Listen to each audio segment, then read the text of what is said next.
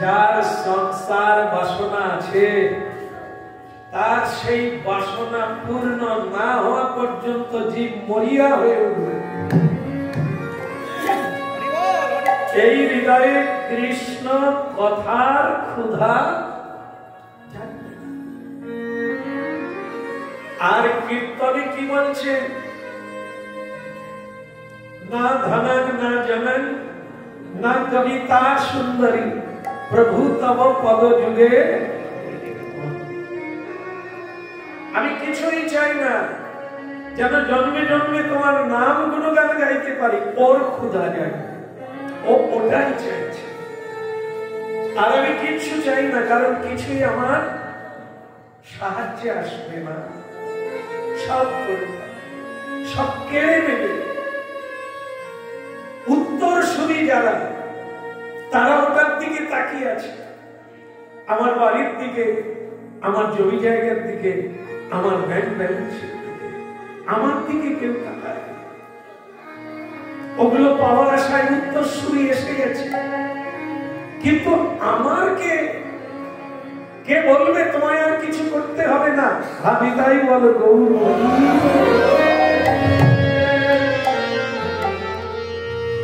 আসে না। যখন মানুষ সংসারে আঘাত পায়, দুঃখ পায়, যন্ত্রণা পায় আর ঠকে যায়, তখন গিয়ে চোখের জলে বলে, গোবিন্দ আমি ভুল করলাম, আমি ঠকে। এইবার ওর ক্ষুধা বাড়বে গোবিন্দ।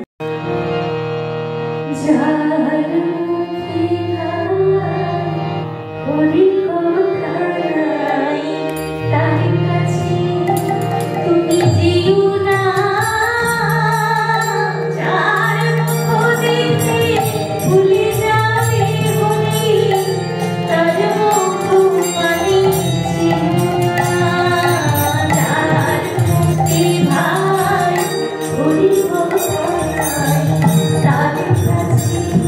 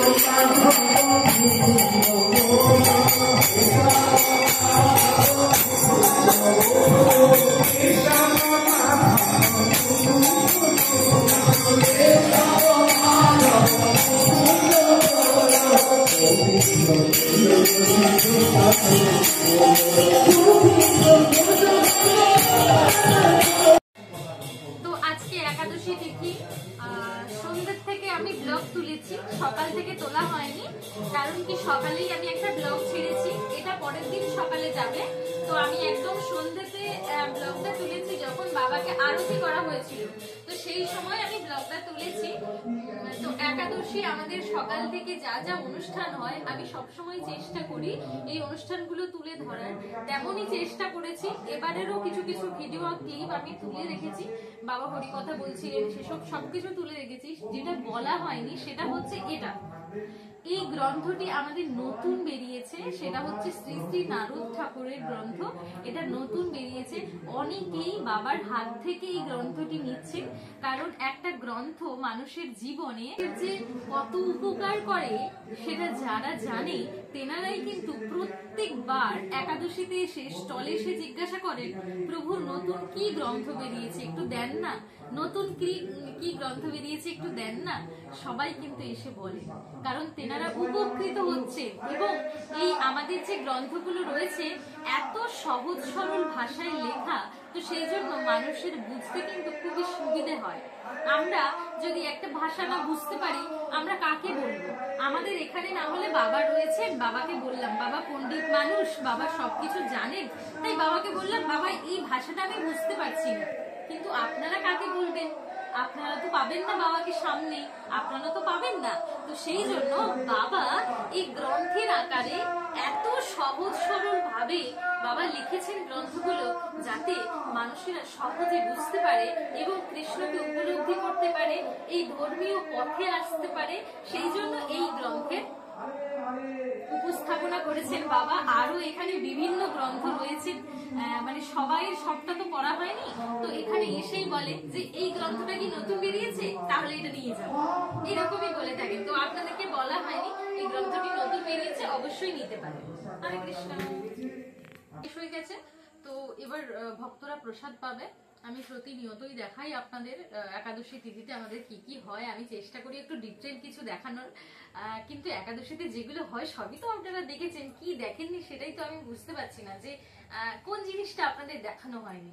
তো সেটা হতে পারে মন্দির মার্জন হচ্ছে এটা দেখানো হয়নি, এটা হতে পারে, কিংবা আর তো সবকিছু আমার তো কিছু মনে পড়ছে না। কি কি দেখতে চান আপনারা অবশ্যই কমেন্ট করে জানাবেন যে দিদি একাদশীতে এই জিনিসটা আমরা দেখিনি, বা এগুলো যে হয় আমরা তো জানি না। তো আপনারাও বলতে পারেন, আমার তো মাথায় আসছে না যে আমি কি আপনাদের দর্শন করাইনি। আমার তো মনে হয় মন্দির মার্জনটাই বোধহয় রয়েছে যে একাদশীর শেষে, ওটা আমি দেখাইনি। তো যাই হোক, এখন ভক্তরা সেবা পাচ্ছে, সেটা দর্শন করুন। সেটা দর্শন করে আমি ভিডিওটা শেষ করব। সঙ্গে থাকুন, দেখতে থাকুন কি কি আপনাদের দর্শন করাতে পারি। হরে কৃষ্ণ।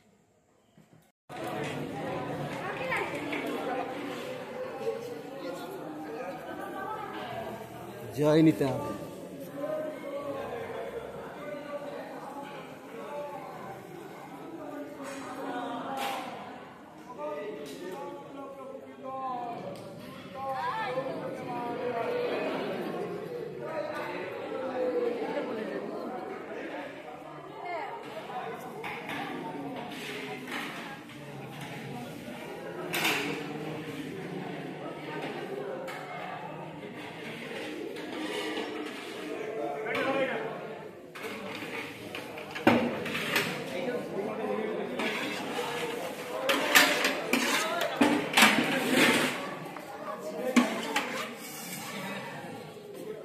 এটা